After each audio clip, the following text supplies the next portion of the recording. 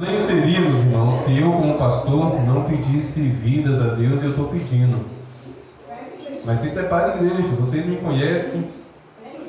Em oração aqui, eu cito isso em alta impulsão para vocês ouvirem. Eu quero prostitutas aqui dentro.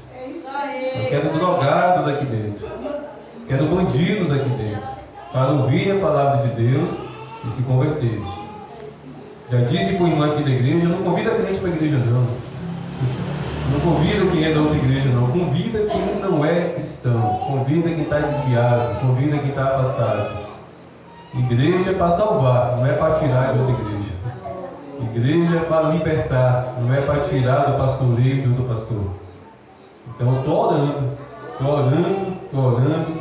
E essa batata quente na minha mão, ai de ti se não cuidar, aí vocês se congregam também. Aleluia, Deus. Quem congrega aqui tem que acolher, tem que receber, tem que abraçar.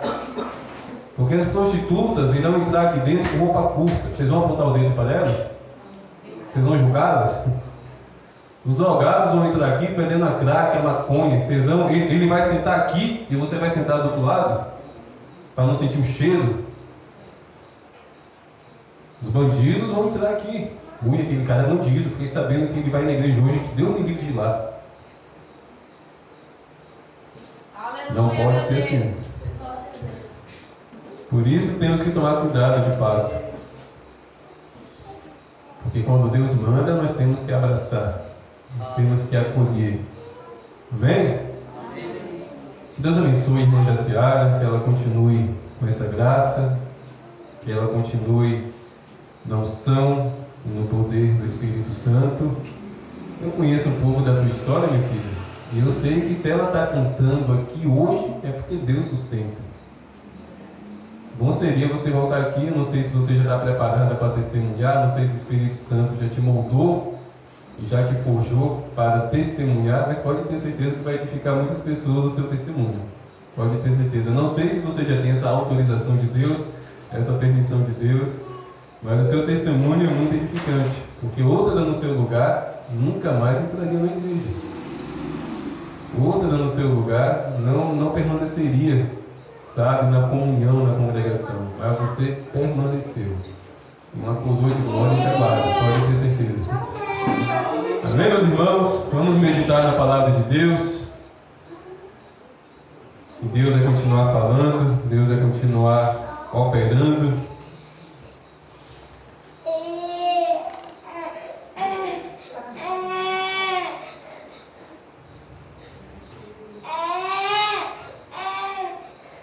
A fumaça continua incomodando, a gente liga os outros ventiladores. Vai gelar um pouquinho. Parou um pouquinho. Amém? Feche os olhos e me ajude em oração. Senhor Deus, em nome de Jesus, a minha vida pequenina, a minha vida simples, a minha vida que se compara a uma folha seca, sem a tua graça, sem a tua misericórdia, assim sou eu, Deus. Ai de mim se viver sem a tua misericórdia, ai de mim sem viver a tua compaixão, ai de mim se não viver, amado Deus, em tua presença. Eu sou uma folha seca, que o sol torra, que o vento esfarela. Por isso eu peço a tua ajuda uma vez mais, Deus, no proclamar da tua palavra. Venha sobre mim a tua graça, venha sobre mim a tua misericórdia. Ajuda-me, Senhor Deus, a compartilhar aquilo que o Senhor semeou no meu coração. Ajuda-me, Deus, a anunciar a palavra do Senhor, em nome de Jesus. Amém. Amém? Meus irmãos, o ser humano, eu e você, naturalmente, né, somos seres humanos. De vez em quando entra um cachorro na igreja, mas hoje não. Só tem seres humanos aqui nessa noite. Nós, seres humanos, homens, mulheres e crianças, nós somos dotados de uma capacidade que a ciência ainda não conseguiu explicar totalmente, que é a capacidade de pensar. A capacidade de pensar, meus irmãos, é sobrenatural, eu diria. Nós pensamos até sem querer. Não existe um ser humano que consegue controlar os pensamentos. Até dormindo você pensa. Essa madrugada eu fui acordado pelo Levi, não chorando, mas caindo na gargalhada, mas sorrindo mesmo. O Lucas levantou: pai, vem ver isso. E o menino dando cada gargalhada, sonhando. A mente dele ali produzindo imagens e mais imagens. E ele gargalhando assim de forma maravilhosa, porque o cérebro não dorme, meus irmãos. O cérebro não desliga. E esse cérebro aqui, produzido por Deus, uma máquina maravilhosa, produz pensamentos, pensamentos e pensamentos.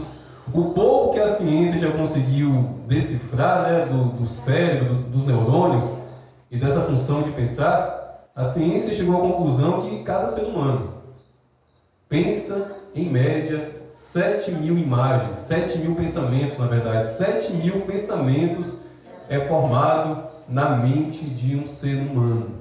Desconfio eu que na mulher um pouco mais, né? Porque geralmente mulher fala mais do que o homem, né? O homem só tem uma caixa. Isso. E geralmente os pensamentos formam palavras. E geralmente mulher fala mais do que homem, né? Mulher é mais faladora do que homem. Então eu penso que a mulher especificamente tenha mais e mais pensamentos. Mas essa média é 7.000 pensamentos por dia. É muito pensamento. É pensamento que a gente nem percebe. É pensamento que a gente nem vê surgir. Está ali, meus irmãos, sendo gerado constantemente. Agora nós temos que entender algo, meus irmãos. Satanás, ele não enxerga os nossos pensamentos, de modo que, de livre e espontânea vontade, de livre e espontânea decisão, ele não pode gerar nenhum pensamento na tua mente, ele não pode gerar nenhum pensamento aí no seu cérebro. Satanás não tem esse poder, Satanás não tem esse acesso, nem de gerar e muito menos de enxergar o que você está pensando. Porém, meus irmãos, Satanás é astuto, ele é observador. Quando o apóstolo Pedro diz que ele fica ao nosso redor como um leão, é justamente associando ao leão da selva. O leão, antes de atacar uma caça, ele fica pacientemente só observando. Pode estar com a fome que for, pode estar com a fome de semanas, o leão nunca é afoito. Ele nunca vai ver uma gazela, ele nunca vai ver uma zebra e partir para cima igual um louco. Não. Ele para e passo após passo, rastejando como se fosse uma tartaruga de tão lento. Ele se aproxima ao máximo daquele animal e, em determinada distância, aí ele parte para cima. Mas o leão, ele observa primeiro. E certa vez, assistindo um documentário, o homem que ali estava explicando o comportamento do leão disse que o leão foca nos animais mais velhos, nos animais que estão doentes ou nos filhotes. Quando ele parte em retirada na direção de um bando, na direção de uma manada de búfalos, eles não olham para os fortes, para os que estão ali aptos para correr. Eles focam somente em um: filhote, os mais idosos ou um que está machucado. De igual maneira, Satanás, e é por isso que o apóstolo Pedro usou a figura do leão para trazer essa explicação. Satanás, meus irmãos, ele fica a nos odiar, a nos observar para em um momento de dor, para em um momento de luta, para em um momento de tristeza, aí sim, ele enche as mãos de setas inflamadas para lançar contra a nossa mente. É justamente nesse momento, meus irmãos, de fraqueza, de tristeza, de angústia e de dor, que se Satanás olhar para você e ver você fraco, ver você caído, ele vai atirar. E pode ter certeza que, infelizmente, se você não estiver na presença de Deus, ele vai conseguir alvejar sua mente. E pensamentos de tristezas ainda piores, pensamentos de dores ainda piores, pensamentos de angústias, caminhando para uma depressão, vai assolar, vai tentar te derrubar, porque Satanás está olhando para você e está percebendo a fraqueza. Mas pastor, que fraqueza é essa, pastor? A fraqueza, meus irmãos, de estar fraco. Como assim, pastor? A fraqueza de estar fraco. Eu explico, meus irmãos. Fraco é todo aquele que na luta, na dor e no sofrimento não se coloca diante do trono de Deus. Fraco é todo aquele que diante de uma guerra, diante de uma aflição, por dentro ou por fora, não se coloca aos pés do Senhor Jesus para buscar força, para buscar renovo, para buscar um fortalecimento no meio da luta, no meio da guerra que só Deus pode dar a cada um de nós. Em Provérbios, capítulo 24, versículo 10, veja o que está escrito: se te mostrares fraco no dia da angústia, é porque a tua força é pequena. E por que, meus irmãos, a nossa força é pequena? Porque Deus não está sendo a nossa força. A nossa força sempre vai ser pequena se Deus não for a nossa força. E quando Deus deixa de ser a nossa força? Quando nós deixamos de orar, quando nós deixamos de clamar, quando nós deixamos de buscar a presença do Senhor, Deus deixa de ser a nossa força. E Satanás olha para nós e enxerga o quê? Somente o quê? Um ser humano carnal, um ser humano aflito, um ser humano triste e angustiado. Eu tenho certeza que vocês, todos aqui, já foram alvejados por setas de Satanás em momentos de dor e sofrimento. Eu já fui. Em 2020, minha esposa adoeceu muito, adoeceu de forma severa. E em determinado momento daquela luta, eu peguei o Lucas no colo, peguei o Levi no colo e chorei. E minha mente começou a ser inundada de tristeza e de imagens de derrota piores do que a gente estava vivendo ali naqueles dias. Eu vou ser sincero para vocês, eu comecei a me enxergar como um pai solteiro. Porque eu não via solução para o caso dela, eu não via um milagre acontecendo. Já havia dias que ela estava numa situação quase que irremediável, sem remédio. E por alguns segundos eu permiti com que a minha mente fosse tomada por imagens e imagens complicadas. O Levi agora sossegou, mas o menino estava numa crise terrível, ele é autista. E assim, ó, é 880. Estava aquela tempestade lá fora e do nada parece que nada aconteceu. E de vez em quando eu confesso para vocês que eu dou uma brechinha para o inimigo começa a lançar setas na minha mente. E eu começo a conversar com Deus, praticamente questionando, mas Deus, como assim? O Senhor me colocou atrás de um púlpito, uma igreja, o Senhor me colocou para pastorear pessoas. Não tem um único dia da semana que eu não ore por esse povo, não tem um único dia da semana que eu não entre aqui nessa igreja. Eu durmo e acordo preocupado com a minha família e preocupado com a igreja. Mas Deus, eu tenho um filho autista, como assim? Esse menino vai crescer, esse menino vai se tornar um adolescente, um adulto. Como eu vou conseguir cuidar de uma igreja, cuidar de uma família e precisamente de um filho autista? Satanás observa essa minha fraqueza e começa a lançar essas setas. Mas graças a Deus que o Espírito Santo, meus irmãos, sempre me derruba. Sabia que o Espírito Santo derruba? O Espírito Santo derruba. O Espírito Santo sempre me derruba e eu caio de joelhos. E de madrugada eu começo a clamar. De madrugada eu começo a orar, pedindo graça, pedindo misericórdia, pedindo ajuda do Senhor. E a minha mente é renovada. O apóstolo Paulo aconselha isso, meus irmãos. Transformai-vos pela renovação da mente. A nossa mente precisa ser transformada mediante uma renovação. E todas as vezes que nós oramos, todas as vezes que nós viemos ao culto, todas as vezes que nós nos alinhamos a adorar, a louvar, a glorificar o Senhor, algo está acontecendo. É porque nós estamos acostumados com o visível. A irmã, no início aqui do período que ela esteve aqui ministrando, ela disse que chegou a questionar Deus: Deus, por que quando eu canto nada acontece? Por que quando eu canto eu não vejo mover? E eu entendo que ela questionou isso, tendo no coração imagens, de pessoas, aquela igreja, o irmão, a irmã cantando, e gente pulando, subindo no telhado, rodopiando na igreja para um lado e para o outro. Talvez ela tenha questionado Deus nesse sentido. Por quê? Porque nós estamos acostumados com o visível. Nós achamos que o poder de Deus tem que ser visível. Nós achamos que o poder de Deus tem que ser palpável. Quando isso acontecer, Deus vai deixar de ser Deus.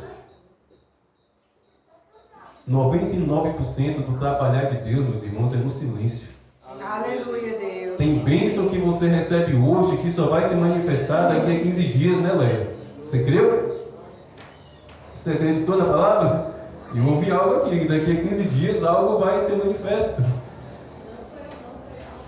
Esse aqui Pronto. é o também. Mas que caia migalha sobre a sua vida também. Que caia migalha sobre o teu coração. Porque assim, meus irmãos, é no silêncio. E tem muitos irmãos que não entendem. Tem irmãos que estão passando por luta, não falta um culto na igreja e querem barganhar com Deus. Não falta um culto e nada acontece na minha vida. Não falta um culto e eu não sou curado. É justamente por causa disso. Você está achando que culto é moeda de troca. Você está achando que cantar aqui na frente é uma moeda que você dá para Deus te devolver algo. E pior são aqueles irmãos que infelizmente estão nessa podridão de acreditar que Deus é obrigado a te dar dinheiro se você ofertar, se você devolver o dízimo. Deus não é obrigado não, meus irmãos.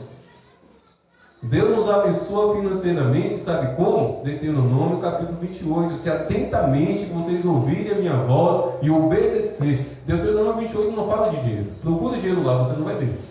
Você vai ver obediência. Se obedecermos, se ouvirmos atentamente a voz do Senhor, obedecermos, Deus vai nos abençoar. E versículo após versículo, tanta bênção naquele capítulo. Pastor, então o senhor está dizendo que não é para ofertar, que não é para devolver o dízimo? De forma alguma. Eu costumo dizer aqui e volto a ensinar: oferta é amor. Se você ama Deus, é obra de Deus, oferte.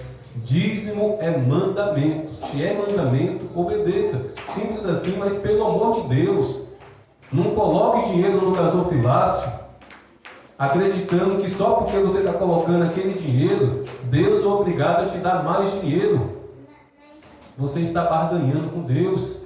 E muitas pessoas não entendem, voltam para casa frustrados, desapontados, porque acreditaram numa promessa que Deus não prometeu. E triste é a pessoa que acredita em uma promessa que Deus não prometeu. Triste é uma pessoa que acredita em uma promessa que não foi revelada pelo Espírito Santo de Deus. Precisamos, meus irmãos, blindar a nossa mente. Precisamos blindar as nossas emoções. Precisamos blindar os nossos pensamentos. E o mais importante, quando você estiver enfrentando luta, quando você estiver enfrentando guerra, quando você estiver passando por um momento de tristeza, não demonstre para Satanás que você está fraco. Não demonstre para Satanás que você está fragilizado ou fragilizada. Meus irmãos, Satanás tem olhos. Satanás escuta. Não demonstre, não mostre, não permita que Satanás escute fraqueza e derrota fluindo do seu coração. Muito pelo contrário, que Satanás olhe para você no dia da luta e te veja de joelhos diante do trono. Que Satanás, no dia da sua luta, no dia da sua guerra, quando você estiver passando pelo seu pior momento, que Satanás olhe para você e escute fluir da sua boca louvor e adoração ao Senhor. Glória a Deus. Que em seus piores momentos você não falte um culto. E hoje é geração que falta culto por qualquer coisa, misericórdia. Gente, dá para acreditar que tem pessoas que não vêm por culto porque não tem vontade de vir por culto? Como assim? Como um crente não sente vontade de ir para a igreja? Pensa algo assim que questiona. Meus irmãos, eu durmo e acordo querendo vir para a igreja. Eu durmo e acordo querendo vir para o culto, e quando dá terça, sexta e domingo, eu acordo com aquela vontade de logo chegar à noite. Precisamos de um renovo, precisamos de um baque espiritual, sabe, na nossa alma, no nosso espírito, para entender que igreja não é obrigação, como eu disse hoje no grupo lá do WhatsApp. Igreja não é obrigação. Você não vem para a igreja porque é sua obrigação. Sabe quem tem obrigação? Aqueles que estão no candomblé e na Umbanda. Todos os praticantes do candomblé e da Umbanda têm as suas obrigações. O meu pai tinha vários. Meu pai, durante muitos anos, era praticante. Uma vez por mês ele vinha aqui em Guaratinga, o terreiro de candomblé que ele frequentava era aqui em Guaratinga. O meu pai tinha muitas obrigações. Uma dessas obrigações era o caruru. Outra dessas obrigações era não passar por debaixo de nenhuma cerca, de nenhum varal. Era uma obrigação que a entidade ali determinou para ele. Tudo isso ali o meu pai seguia porque ele era obrigado. Tem que ser por amor, tem que ser por paixão. Vida cristã é amor, é paixão, independente da luta, independente da guerra, independente do sofrimento que você esteja passando. Pensamentos de tristeza, pensamentos de dor, pensamentos de luta, acredite. Eu tenho, vocês têm, não tem ninguém de ferro aqui. Mas não permita que Satanás enxergue nesses momentos onde os seus pensamentos estão para baixo, que você está fraco. E você só está fraco. Nós só estamos fracos na luta, na tristeza e na dor, quando nós não nos prostramos diante do trono de Deus. Aí Satanás alimenta os nossos pensamentos com setas de mais dor, de mais destruição e de mais angústia. Mas a palavra de Deus, meus irmãos, traz algo interessante. Deus também tem pensamentos. O nosso Deus é um Deus vivo em todos os sentidos. Ele tem mãos, Ele tem pés, Ele tem olhos, tem ouvidos, Ele fala. O nosso Deus é vivo em toda a sua plenitude. Glória a Deus. E por ser um Deus vivo, a palavra nos revela que Ele também tem pensamentos. Jeremias capítulo 29, versículo 11. Assim diz o Senhor: eu é que sei que pensamentos tenho a respeito de vocês.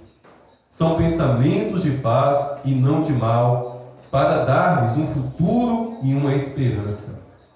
Meus irmãos, em nossos piores dias, quando os nossos pensamentos são só pensamentos de derrota, lembre-se disso, Deus está pensando justamente o contrário. Enquanto os nossos pensamentos dizem, não vai dar certo, você não vai conseguir, seu marido não tem jeito, você não tem futuro. Enquanto os seus pensamentos dizem, minha irmã, que o seu ministério nunca vai fluir, que nunca vai sair de Guaratinga, os pensamentos de Deus é totalmente o oposto. Porque os pensamentos de Deus é pensamentos de paz. Aleluia. Pensamentos de esperança. Meus irmãos, Deus pensa em nós.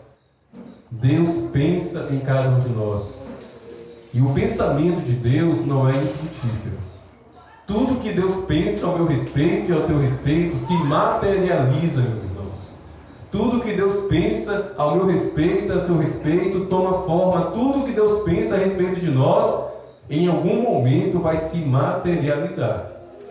Se permanecermos firmes, se permanecermos debaixo da mão poderosa do Senhor, todo bom pensamento de Deus vai se tornar algo vivo, vai se tornar algo palpável na minha vida e na tua vida.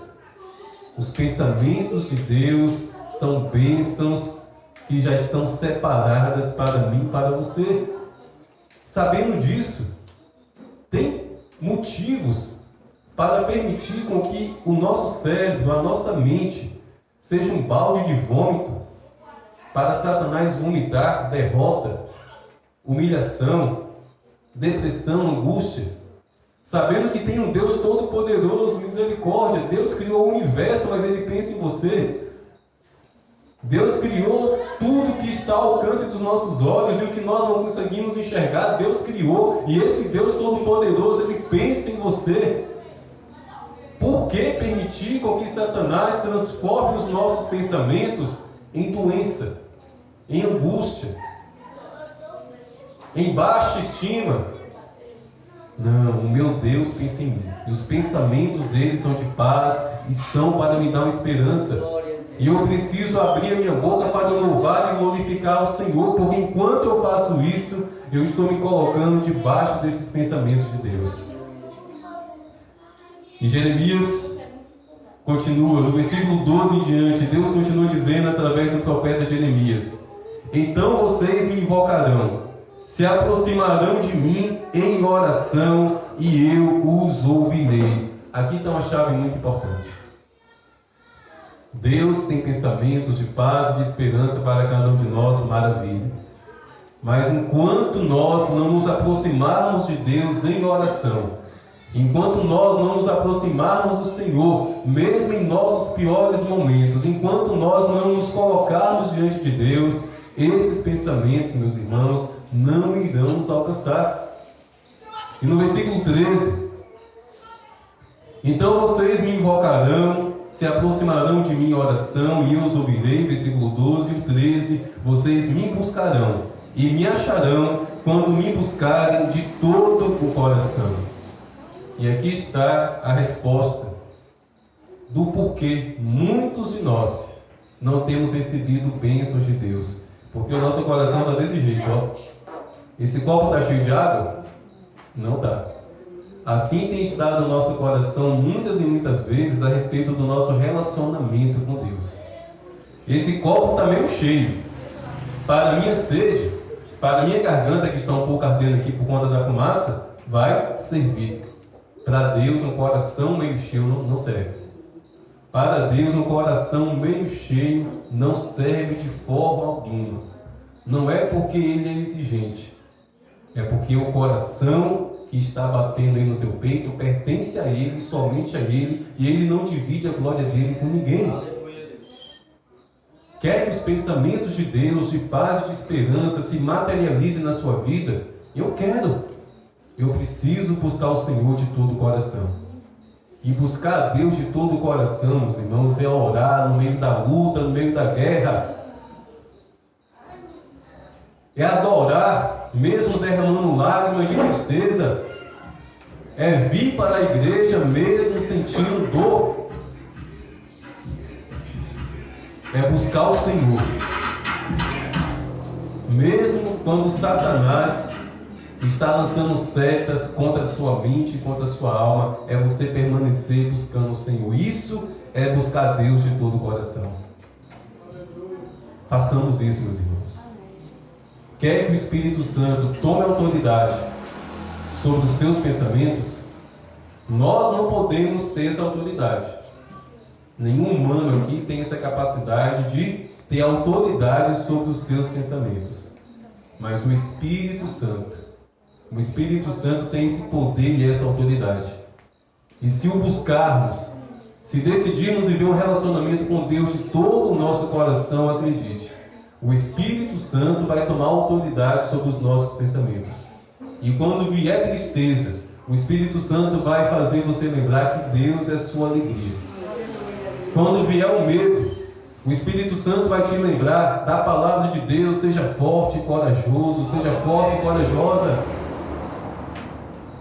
Quando você sentir medo, o Espírito Santo vai fazer você se lembrar que Deus deu ordem aos anjos dele para te proteger e para acampar ao seu redor. O Espírito Santo vai evangelizar os nossos pensamentos. O Espírito Santo vai proclamar a palavra de Deus à nossa mente. E o que vai acontecer com a nossa mente e com a nossa alma? Aquietar-se diante da presença do Senhor. Amém? Guarde o seu coração no Senhor. Seja fortalecido pelo poder de Deus.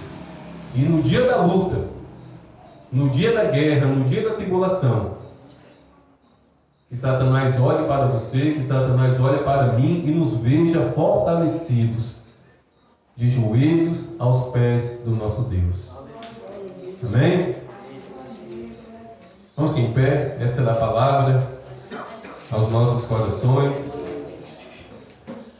Domingo, meus irmãos.